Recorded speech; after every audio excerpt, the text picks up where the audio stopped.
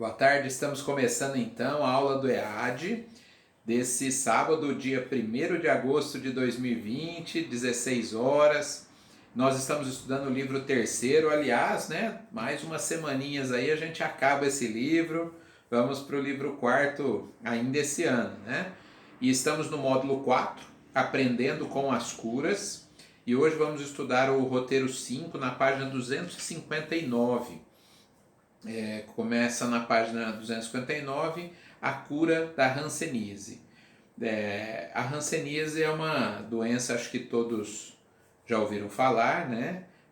Antigamente era conhecido como lepra, e a gente vai falar isso um pouquinho também, porque a nossa aula, não sei se alguém leu antecipadamente, ela tem uma página inteira falando das conquistas médicas, das pesquisas nessa área. Não é muito comum na nossa, até no material espírita e na nossa própria aula aqui nós falarmos disso, mas essa trouxe, né, esses esclarecimentos sobre o tipo de doença e os tratamentos aí.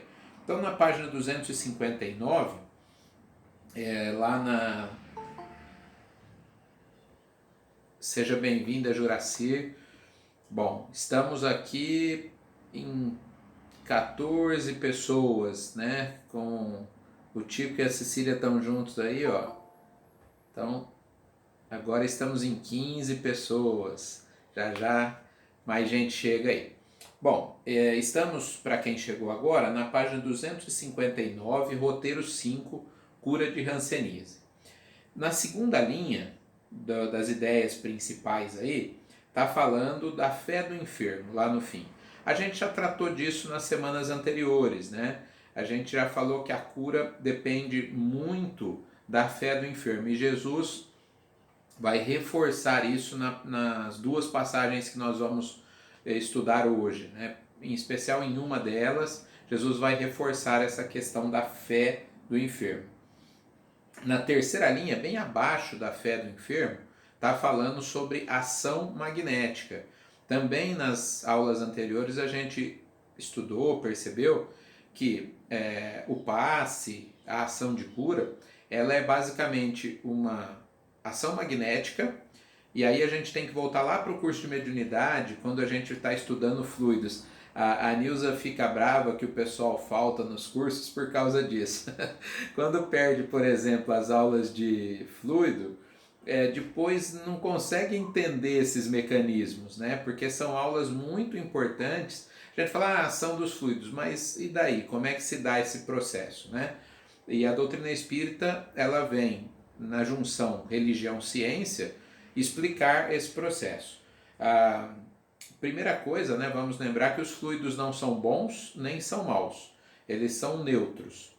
E nós qualificamos esses fluidos com a nossa intenção, com os nossos pensamentos, com os nossos sentimentos. Isso é a base do passe, isso é a base da mediunidade de cura. Tá? É a mesma base.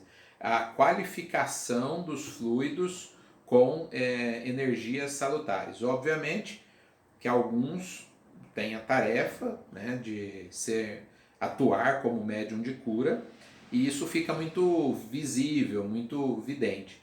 As pessoas percebem ali a cura acontecendo na frente de todo mundo. Mas a gente falou isso aula passada, retrasada, não sei. Quantas pessoas não se curam com tratamento de passe? Quantas pessoas não se curam com tratamentos convencionais da medicina, né? Por quê? Porque aí você tem também uma ação curadora, né? A gente não pode ser restritivo e achar que a ação curadora é só a imposição das mãos. O médico tem ação curadora, o enfermeiro, o farmacêutico, enfim, né? A pessoa que faz acupuntura, são pessoas que agem a serviço de Deus, né, com uma ação curadora. Óbvio que a intenção conta muito. Quando a gente estuda a questão dos fluidos, a gente percebe assim, que, eu não sei se contei isso aqui na aula, fizeram uma pesquisa com uma cozinheira, ela recebeu a notícia de que acho que o filho tinha se acidentado, eu não me lembro, era uma má notícia. e ela tinha que concluir ali o trabalho antes de ir embora. E aí as pessoas passaram mal com a comida. Pegaram a comida e levaram para análise laboratorial, se tinha alguma coisa estragada, né, na comida. Não tinha nada, não tinha nada. Ou seja, a qualificação negativa dos fluidos dela fizeram com que as pessoas passassem mal.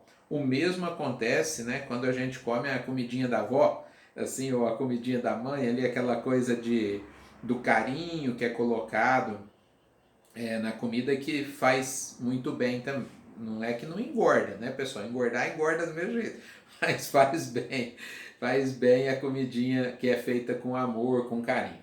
Então, qualificação dos fluidos basicamente é a nossa vontade, o nosso desejo.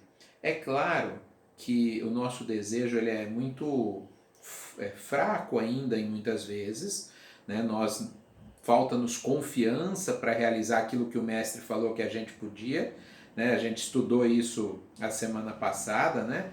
Ele falou, olha, a semana passada não, foi lá das obsessões, eu não me lembro, quando Jesus tinham levado, né, os obsediados para Jesus perdão, para os discípulos, e eles não tinham conseguido curar, lembra? Aí Jesus falou assim, eita, né, até quando que eu vou estar com vocês aqui?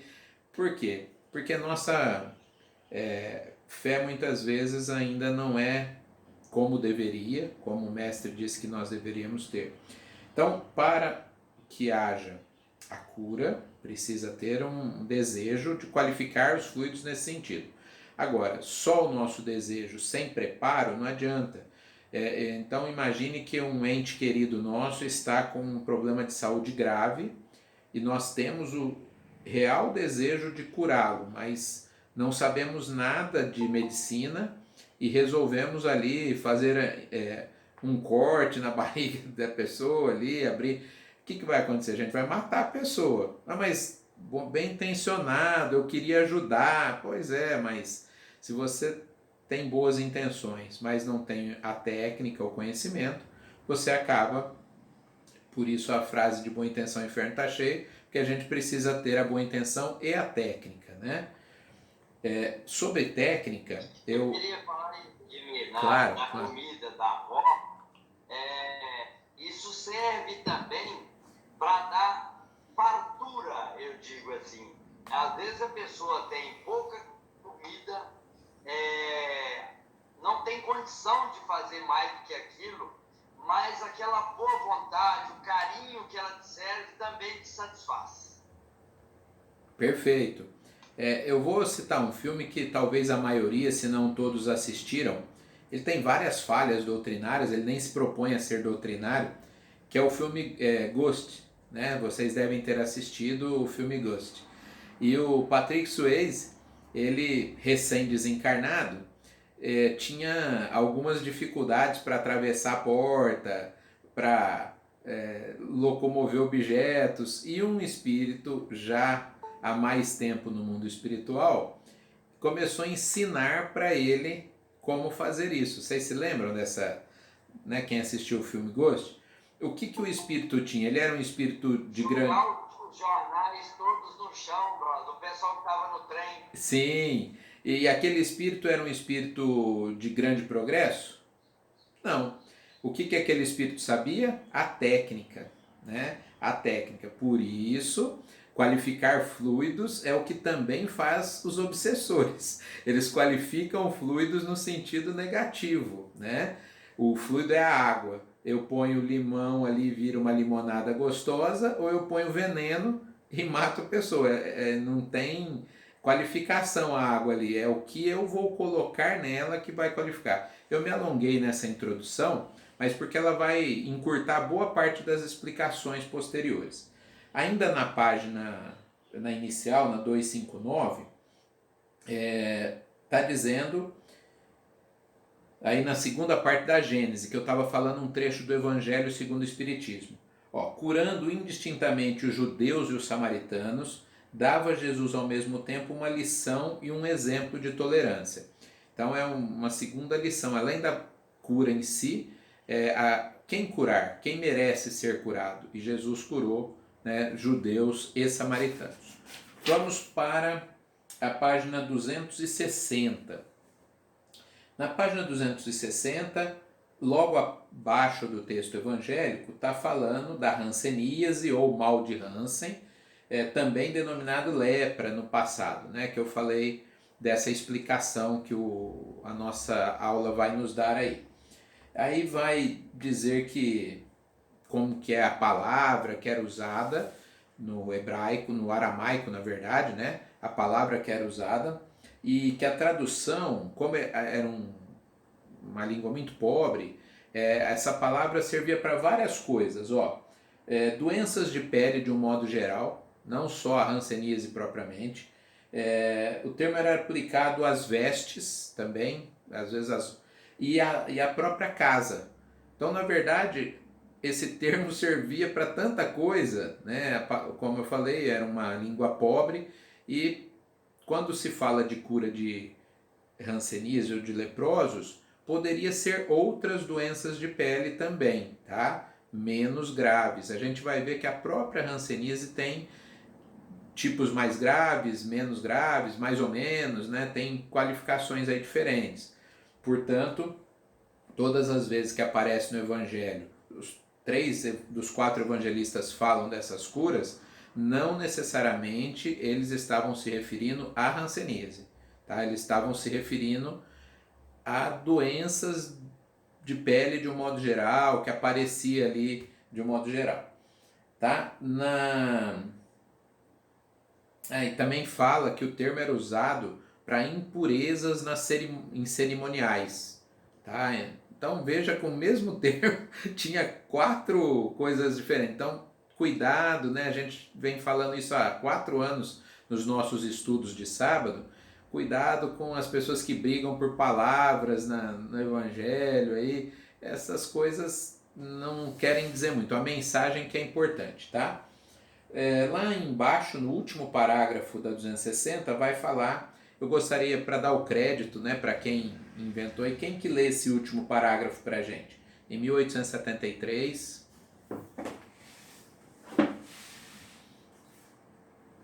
Alguém pode ler? Eu leio. Então vai.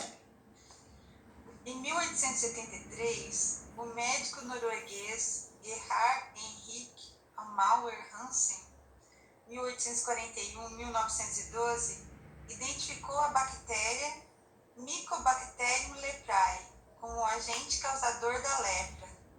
Tempos depois, a palavra lepra passou a ser substituída por hanseníase, ou mal de Hansen, em razão do caráter discriminatório, estigmatizante e preconceituoso que o nome lepra produzia. Nos últimos 100 anos, ocorreram significativos avanços científicos relativos ao diagnóstico, tratamento e controle da doença. Há, porém, um caminho a ser percorrido para a cura definitiva do tipo mais grave da enfermidade, a virchowiana, conhecido como forma L de lepromatosa. E aí? Isso, não, tá bom. Então vocês viram, né, que passou-se a usar hanseníase porque o termo lepra, inclusive na época de Jesus se falava o Vale dos Leprosos de maneira muito discriminatória, né? Aliás, aqui no grupo a maioria tem mais de 30, então acho que vai se lembrar como que nós humanidade, né, somos... É tão feio falar isso que eu vou falar, mas como que a gente gosta de achar grupo de risco, né? Vocês se lembram na época que HIV, a AIDS, né, começou a ser... casos, né, começaram a ter o preconceito que tinha, o grupo de risco eram só os homossexuais, e tinha todo um preconceito em relação a AIDS, né? Agora a gente viu isso em relação aos idosos no atual momento, né? Como se isola os idosos que eles não têm finalidade social, põe eles num canto lá e vamos seguir a vida. Né? Isso é muito sério, né? Quando hoje Barretos até se beneficia da fama do Hospital do Amor. Aliás, eles mudaram o nome do Hospital do Câncer para o Hospital do Amor também pelo preconceito que se tem em termos do nome, né? Mas no passado ninguém queria saber de pegar um hospital desse. O hospital de fogo selvagem, hospital de hanseníase, hospital para tratar de portadores de AIDS, ninguém queria saber. Era assim na época de Jesus também, né? Mais fácil a gente isolar as pessoas, jogar no Vale dos Leprosos, e isso, por esse motivo, o termo lepra deixou de ser utilizado.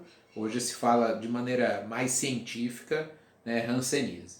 E aí vai dizer, no primeiro parágrafo, na verdade, da 261, que a gente não vai ler, dos 3 tipos, né? Estão vendo ali em letra maiúscula a HL, depois o HT, né? E vai dizer que o HL é o mais perigoso, mais difícil de ser tratado, e que o HT é o mais leve, normalmente é benigno, né? Aparece uma mancha só, num lugar só, ou poucas manchas. Já o HL não, costuma ser feridas muitas vezes pelo corpo todo, né? Bem mais difícil de ser tratado.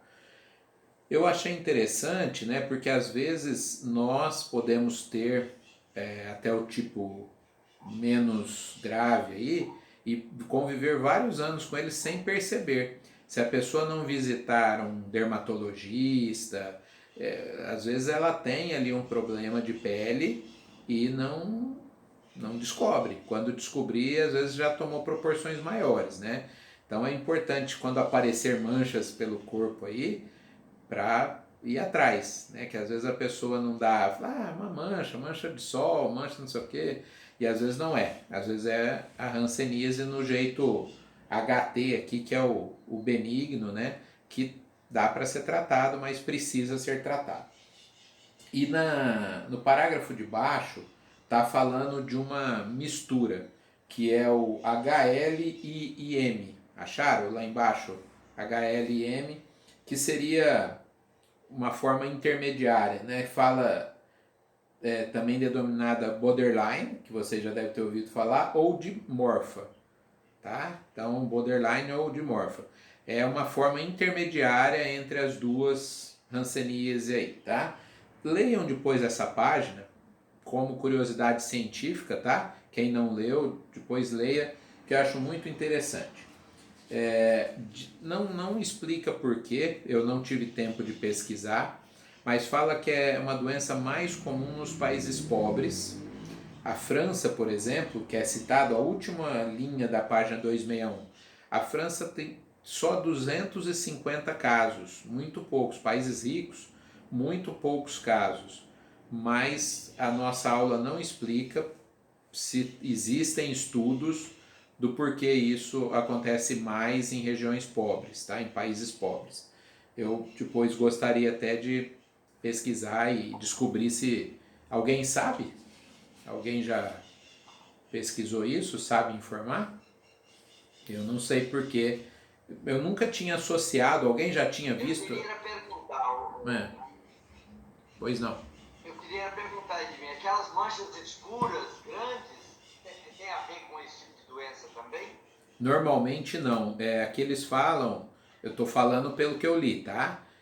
Eles falam que são manchas mais claras do que a pele. São manchas que deixam a pele, é como se perdesse a pigmentação, como se fosse, como que chama quando a gente fica, o que o Michael Jackson tinha lá, que fala que ele tinha? Vitiligo, isso. Então ela se parece mais com o vitiligo, assim, né? Então precisa realmente do diagnóstico de um especialista, né? Porque ela pode ser confundida com outras manchas aí, tá bom? Bom, beleza. Oi. Claro, eu só não vi quem pediu aí. É o Eduardo e quem mais? Eduardo falando. Então, nesse parágrafo que você está dizendo aí, existe assim, começa assim, a hanseníase é doença expiatória, atinge 11 milhões de pessoas. Né? É expiatória, está dizendo nos termos espíritas, né? Isso, exatamente. Exatamente, Eduardo. Expiatória porque, aliás, já que o Eduardo tocou, foi importante, Eduardo. Olha lá, Eu vou até ler um outro trechinho aqui. Deixa eu ver onde que tá. Roberta, vai falando que eu vou achar o trecho que responde Não, isso. é que eu achei aqui na internet um negócio de agora de janeiro de 2020, publicado no Jornal da USP. Hanseníase continua em alta nos bolsões de pobreza no país. Aí ele vai falar que no Brasil, principalmente na região norte e nordeste, isso indica que houve demora no diagnóstico da doença, feito apenas quando ela já se manifestava na forma avançada e, em geral, transmissível. Esse é o panorama da hanseníase no Brasil, traçado pela médica dermatologista na USP. E aí vai explicar. E realmente, aqui no Brasil, coisa recente, fala isso, aqui é onde há mais pobreza mesmo. Me parece, eu só li isso que eu estou falando para vocês, mas me parece que está ligado à falta de acesso ao serviço médico. Talvez. Pode ser. O que o Eduardo falou vai ter uma frase depois na próxima página que vai falar sobre essa questão da expiação aí, tá bom? Vamos para a próxima página, 262. Lá na 262, alguém pode ler o primeiro trecho evangélico no começo? Posso ler? Pode. Roberto, Oi. Alguém? Pode ler, Roberta. Então, é a análise do texto de Marcos, a cura de um leproso, hanseniano. E aproximou-se dele um leproso, que rogando-lhe e pondo-se de joelhos diante dele, lhe dizia: se queres, bem podes limpar. E Jesus, movido de grande compaixão, estendeu a mão e tocou-o, e disse: quero, ser limpo. E tendo ele dito isso, logo a lepra desapareceu e ficou limpo. Mateus capítulo 1, versículo 40 a 42. Bom, então a expressão limpar, né, que está dizendo aqui, não era ainda a cura definitiva. Fala que para você fazer o tratamento de lepra, primeiro você tem que fazer a limpeza para depois vir a cura. E isso vai ficar muito claro na segunda passagem evangélica também. Então é como se Jesus tivesse feito a primeira etapa da cura ao fazer a limpeza, entre aspas, com o seu magnetismo. E o que fez a segunda parte, que nós falamos lá no começo da aula? A cura definitiva. Chamada oral, vamos lá. A fé, né? Então Jesus fez a primeira parte, que foi a limpeza do indivíduo, e a fé que trouxe a cura definitiva. Fé aqui entendida daquela maneira ampla, que a gente já conversou em outras aulas, né? Que é o mérito, não é só assim, eu desejo ser curado, isso é fácil, né? Mas eu desejo e faço por merecer essa. É uma fé com trabalho, né? Uma fé que tem ação. Então, é a fé que vai trazer a limpeza definitiva.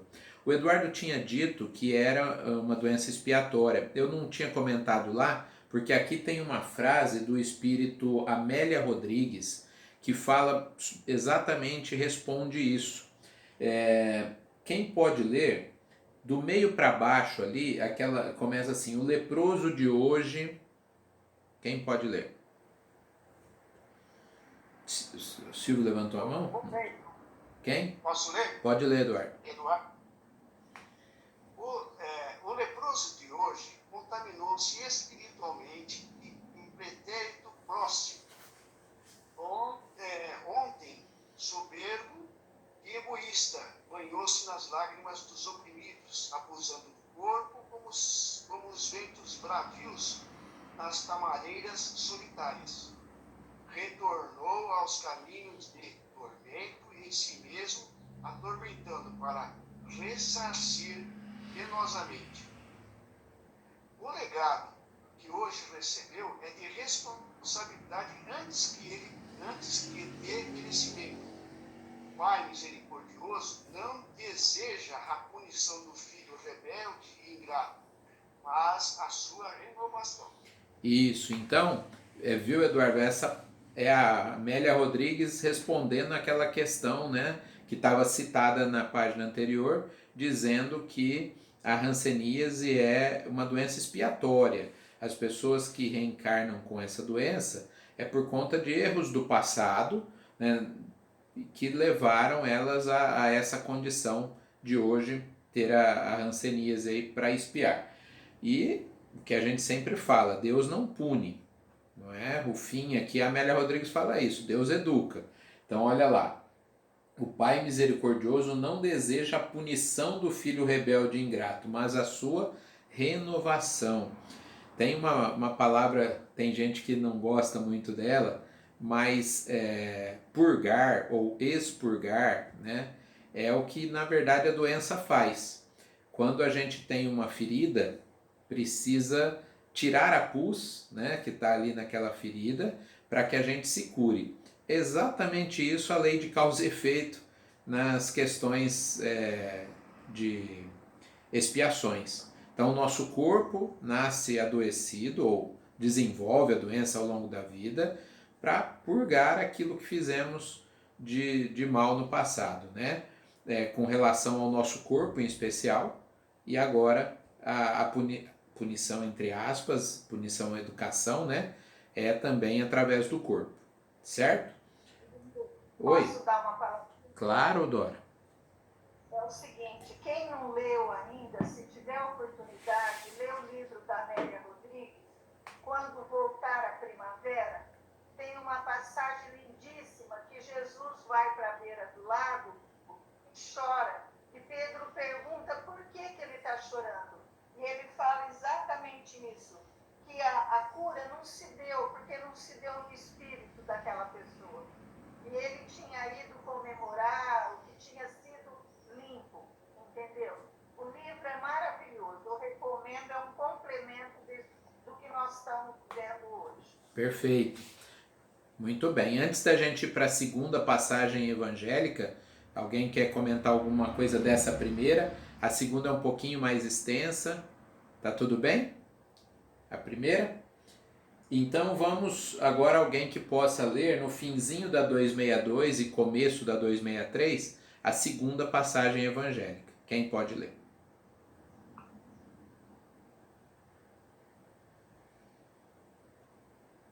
Vamos continuar lendo. Vamos lá. Então vai. Análise do texto de Lucas. A cura de 10 leprosos rancenianos. E aconteceu que, indo ele a Jerusalém, passou pelo meio de Samaria e da Galileia. E entrando numa certa aldeia, saíram-lhe ao encontro 10 homens leprosos, os quais pararam de longe e levantaram a voz, dizendo: Jesus, mestre, tem misericórdia de nós. E ele, vendo-os, disse-lhes: ide e mostrai-vos aos sacerdotes. E aconteceu que, indo eles, ficaram limpos. E um deles, vendo que estava são, voltou, glorificando a Deus em alta voz. E caiu aos pés, com o rosto em terra, dando-lhe graças. E este era samaritano. E respondendo Jesus, disse: não foram 10 os limpos? E onde estão os 9? Não houve quem voltasse para dar glória a Deus, senão esse estrangeiro. E disse-lhe: levanta-te e vai, a tua fé te salvou. Lucas 17, 12 a 19. Então, aqui que eu falei que ficava bem claro, né? Jesus limpou, entre aspas, os 10, mas a cura definitiva dependia da fé. E só realmente o samaritano é que demonstrou ter essa fé e se curou, ele ficou são de fato. Porque é o que a Dora acabou de falar, né? Da citação da Amélia Rodrigues, que a cura se dá em espírito. Então aquele samaritano tinha condições. E por que será que Jesus falou para ir mostrar para os sacerdotes? Justamente para dar uma cutucada, né? Jesus fala, está vendo? Vocês acham que só os judeus que têm... Vamos lembrar, gente, lá do primeiro livro, muitos não faziam curso conosco lá no começo. Aquele primeiro livro ele era bastante histórico, geográfico, lembra? Apesar que esse ano eu dei uma aulinha lá de história, mas não pegou esse período, né? Foi diferente. Lá a gente falava bastante da questão do povo hebreu na antiguidade. Então, para quem não participava naquela época, vamos lembrar que depois do cativeiro no Egito, dos 400 anos de cativeiro no Egito, eles voltaram, ficaram lá 40 anos no deserto, que não deve ter sido 40 anos, aí Moisés morreu e com Josué eles reconquistaram a terra prometida, Canaã. E aí se dividiram em 12 tribos, que eram os 12 descendentes dos 12 filhos de Jacó. Jacó foi apelidado de Israel, Israel quer dizer aquele que lutou contra o anjo do mal e venceu. 10 tribos, parece tradução de novela mexicana, uma palavra quer dizer tudo isso, né? Árabe quer dizer povos nômades que moram em suas tendas no deserto. Então, só uma palavrinha. Então, 10 tribos se juntaram e formaram o reino de Israel, cuja capital era Samaria, para a gente entender porque que os samaritanos eram odiados. E outras 2 tribos, a de Judá e a de Benjamim, se juntou e formou o reino de Judá, capital Jerusalém. Então, para o reino de Judá, que era descendentes de Judá e Benjamim, a capital Jerusalém, as 10 tribos que formaram o reino de Israel se desviaram do caminho. Eles se perderam, não seguiam os preceitos do Torá, né, da Torá. E, inclusive, eles foram invadidos por outros povos. Isso é o que a gente chama da primeira diáspora. O Estado de Israel desaparece, sobra só o Estado de Judá. Por isso que os hebreus passaram a ser conhecidos como judeus, porque sobra apenas o Estado de Judá. E esse pessoal se dizia o guardião dos ensinamentos dos antigos profetas e achava que as 10 tribos que tinha como capital Samaria eram pessoas que tinham se desviado do caminho. Por isso eles odiavam tanto os samaritanos. Quando Jesus cura e só o samaritano volta para agradecer, né? Então Jesus está falando, esses que vocês desprezam, aqui tem pessoas do bem, né? Tinha mais fé do que os 9 judeus que eu curei, que não voltaram nem para agradecer porque não se curaram em espírito, como a Dora tinha falado, né? Tudo bem essa parte aí do comentário? Alguém quer falar alguma coisa? Não? Posso falar alguma coisa? Claro. Eu gostaria que nossos colegas reparassem aí que, como foi dito no estudo anterior, da parte anterior, era uma doença bastante contagiosa na época, né?